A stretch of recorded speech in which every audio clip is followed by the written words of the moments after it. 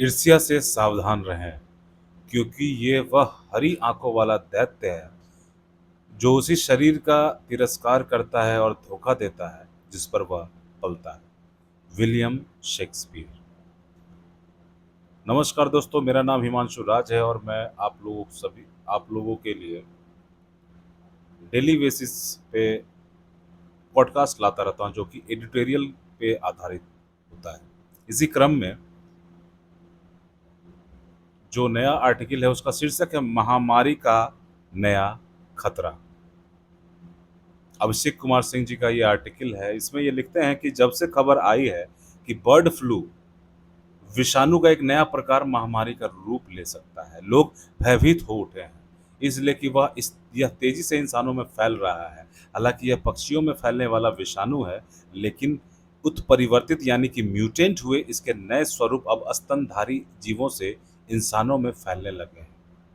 यूं तो bird flu के विषाणु H5N1 का एक पुराना इतिहास रहा है, मगर 2020 में इसके जिस नए म्यूटेंट का उभार हुआ है उसे कोरोना विषाणु की तरह इसके भी पूरी दुनिया में फैल जाने का खतरा उत्पन्न कर दिया है।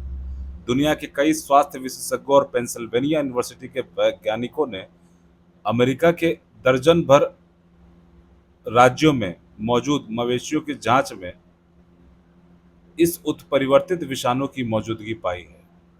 उनकी चिंता है कि स्तनधारियों को अपनी चपेट में लेने वाला यह विषाणु अपना स्वरूप कहीं इतना न बदल ले कि यह इंसानों से इंसानों में फैलने लगे। वैसे तो विश्व स्वास्थ्य संगठन ने अभी तक बर्ड फ्लू विषाणु के इंसानों से इंसानों में फैलने की आशंकाओं से इनकार किया है, मगर ये स्थिति कब बदल जाए कहा नहीं जा सकता। इसलिए कि भी महामारियां अक्सर बेहद खामोशी से आती हैं। वे धीरे धीरे एक दूसरे से दूसरे देश में मतलब एक देश से दूसरे देश में प्रसारित होती हैं और अचानक खतरनाक रूप धारण कर लेती हैं। हाल ही में दुनिया के कई देशों में इंसानों तक बर्ड फ्लू विषाणु पहुंचने के उदाहरण मिल चुके हैं। 3 मामले तो अमेरिका में मिले हैं।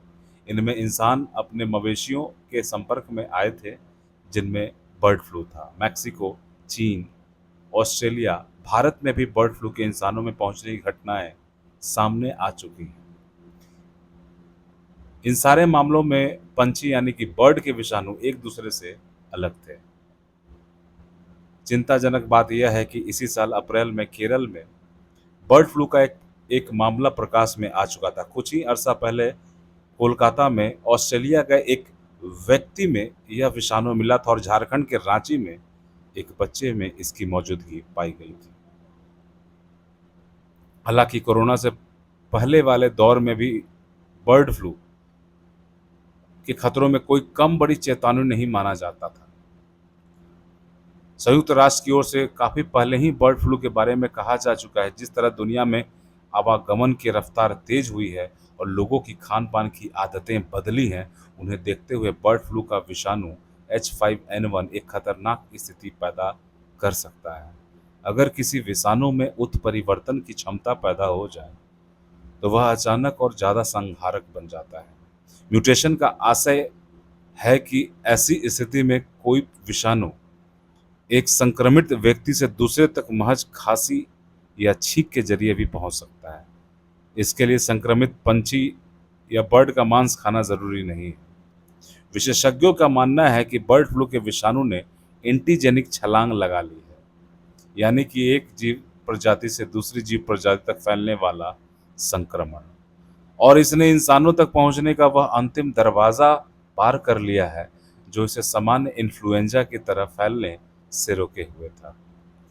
समस्या उन विषाणुओं के इंसानों तक आ पहुंचने की है जिसका संबंध असल में पशु पक्षियों में होने वाला संक्रामक बीमारियों से है। लेकिन खान पान की बदलती आदतों, खासकर मांसाहार, वनों की अवैध कटाई और जलवायु परिवर्तन जैसे कारकों ने इंसान को अन्य जीवों के विषाणुओं के करीब पहुंचा दिया है।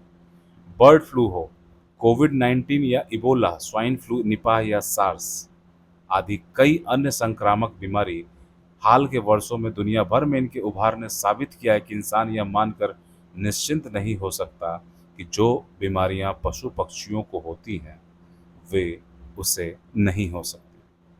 मगर सवाल यह है कि इंसानों का नए-नए विषाणु आखिर पहुँचते कैसे हैं? विषाणु कुछ और नहीं बल्कि बैक्टीरिया में पनपने वाले परजीवी हैं। जब ये कुछ की कोशिकाओं से किसी कारणवश बाहर निकल आते हैं या बैक्टीरिया का खोल तोड़ देते हैं, तो उनकी चपेट में आने वाला कोई भी जीव आसानी से संक्रमित हो जाता है। मनुष्यों तक पशु पक्षियों के विषाणु पहुंचने की दो बड़ी वजह हैं। एक है उन जीवों के साथ इंसानों का संपर्क। आमतौर पर इंसान को वही विषाणु नुकसान पर जो दूसरे जीव जंतुओं से उस तक पहुंचते हैं।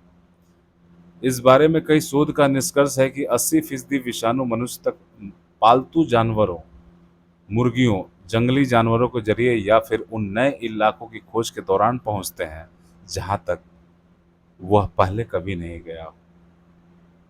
हालांकि यह सही नहीं है हालांकि यह सही है कि विषाणुओं का एक प्रजाति से दूसरी प्रजाति के जीव तक पहुंचना बहुत दुर्लभ घटना है, और अगर ऐसा हो भी जाए तो इनके विषाणु या वायरस जैसा असर दिखाने की संभावना तो लाखों में एक के बराबर ही है।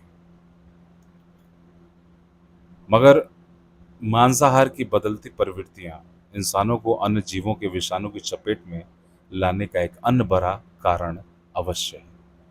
वैसे तो सभी जीवों में किसी न किसी तरह या कई तरह के विषाणुओं का संक्रमण हमेशा मौजूद होता है और उनका शरीर इससे लड़कर जीवन को बनाए रखने में सक्षम होता है। मनुष्य के शरीर में कई ऐसे विषाणु होते हैं जो या तो उसे नुकसान नहीं पहुंचाते या फिर कुछ घातक बीमारियों से बचाते हैं। बीमारी से बचाने वाले विषाणुओं को मित्र विषाणु कहा जाता है।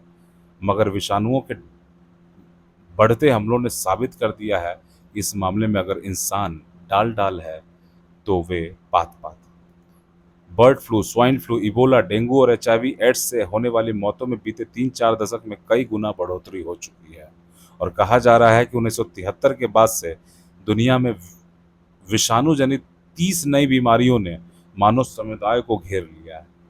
धरती पर फैले सबसे घातक रोगाणुओं में एंटीबायोटिक और अन्य दवाओं के खिलाफ जबरदस्त जंग छेड़ रखी है, और बीमारियों के ऐसे उत्परिवर्तित विषाणु आ गए हैं जिन पर नियंत्रण नहीं हो पा रहा है। यानी मौका पड़ने पर विषाणु अपना स्वरूप बदल लेते हैं। उससे उनके प्रतिरोध के लिए बनी दवाएं और टीके कारगर नहीं रह पाते। दरअसल ज़्यादातर स्वास्थ्य विशेषज्ञों ने माइक्रोब्स, रोगाणुओं के जीवन चक्रों को समझने की कोशिश नहीं की या संक्रमण की कार्यप्रणाली को नहीं जाना। साफ है कि जब तक इंसान अपने रहन-सहन और खान-पान की खराब आदतों पर अंकुश नहीं लगाए, तब तक पूरी पारिस्थितिकी तंत्र में दखल अंदाजी से बाज नहीं आएगा। एक से एक खतरनाक विषाणु उभरते हैं और दुनिया को इसी तरह संकट में डालते रह सकते हैं। धन्यवाद। दोस्तों, अगर आपको हमारा ये प्रयास पसंद आ रहा है तो आप लाइक, शेयर, सब्सक्राइब करना ना भूलें। और ये आज का आर्टिकल बहुत ही अच्छा आर्टिकल है जो बर्ड फ्लू के बारे में जानकारी देता है। दोस्तों, आप अपने विचार कमेंट में बिल्कुल बता सकते हैं कि क्या हमें मांस मछली छोड़ देना चाहिए ताकि ऐसे जूनोटिक बीमारियां जो जानवरों से इंसानों में फैलती हैं वो नहीं फैले, या उनके रोग के लिए क्या हमें अपने खान पान की आदतों में चेंज करना चाहिए। धन्यवाद।